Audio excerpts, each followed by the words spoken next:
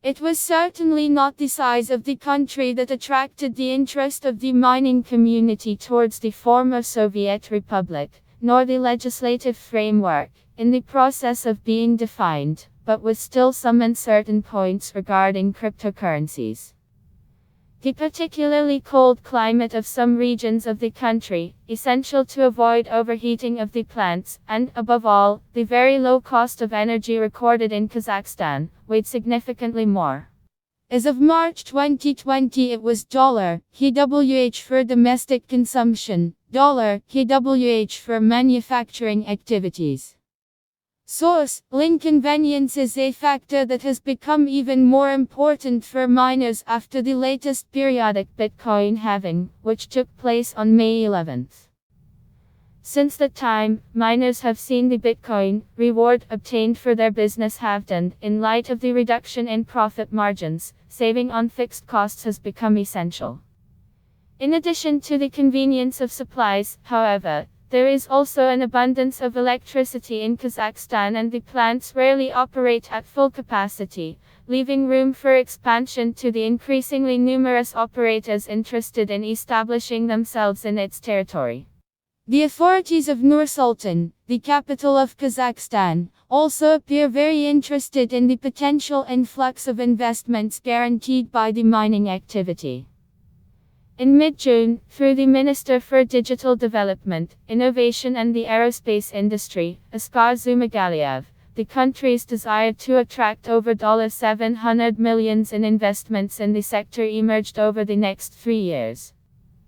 The official also stated that 14 farms are already operational in the country and that the sector, up to now, has made over $200 million of investments flow to Kazakhstan. The attractiveness of the Central Asian giant for operators does not currently seem destined to be reduced even by the proposal made at the beginning of August by the government of Kyrgyzstan, which would like to impose a fixed tax of 15% on mining activities. Source: Kazakhstan is by far the first Central Asian economy, but, also due to the collapse in demand for oil, whose export is the main national economic activity, and the drop in the price of the latter, the search for new revenues is justified. This scenario will also allow Kazakhstan to consolidate its position in the ranking of the major global players by monthly hash rate, i.e. the computational power destined for the extraction of cryptocurrencies. According to what is reported in the Bitcoin mining map of the Center for Alternative Finance of the University of Cambridge, Kazakhstan currently occupies the 4th place worldwide, with an average monthly percentage of hash rate equal to %, ahead of Malaysia with the % and Iran with %. If the 3rd and 2nd places, currently occupied by Russia, % and the United States, %, are within the reach of the Central Asian Republic, China is unattainable with a share of %.